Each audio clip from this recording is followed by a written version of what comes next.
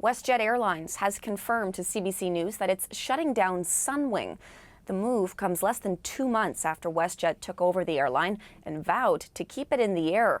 And barely 1 week ago, WestJet announced it's winding down operations of Swoop, a low-fare airline. The CBC's Albert De La Tella tells us how this move could affect consumers' travel choices and costs.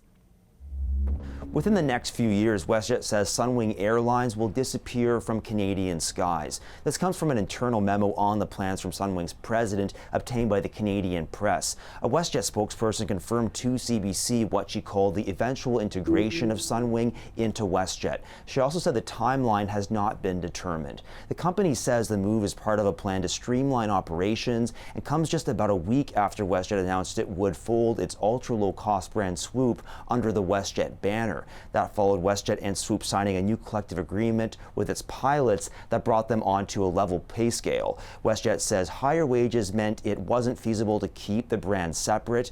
Meanwhile, Sunwing Vacations is set to continue operating as part of the WestJet group. In terms of impacts, higher prices and decreased services were some of the concerns raised by the Competition Bureau before the federal government approved WestJet's takeover of Sunwing in March. Just about 6 weeks ago, when the company officially closed the deal with Sunwing, it said Sunwing's aircraft would be retained in Canada year-round. We spoke with an expert who said WestJet is looking to consolidate and reduce costs. The shoe's on the other foot as to how do they run an airline given a 24% increase in pilot costs.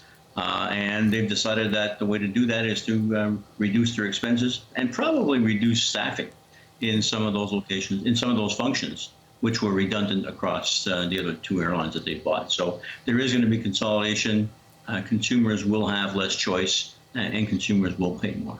This comes at a time when Canada's airlines are becoming more regional. Last year, WestJet announced it would refocus on Western Canada, pulling back from Eastern Canada and transatlantic routes. At the same time, Air Canada no longer flies out of smaller airports in Western Canada and has cut service to larger cities on the prairies. The airline sector was, of course, hit hard by the pandemic and is only now returning to normal. That expert we spoke to says consolidations in the industry aren't over as the companies determine how best to remain viable. Albert De La Tella, CBC News, Toronto.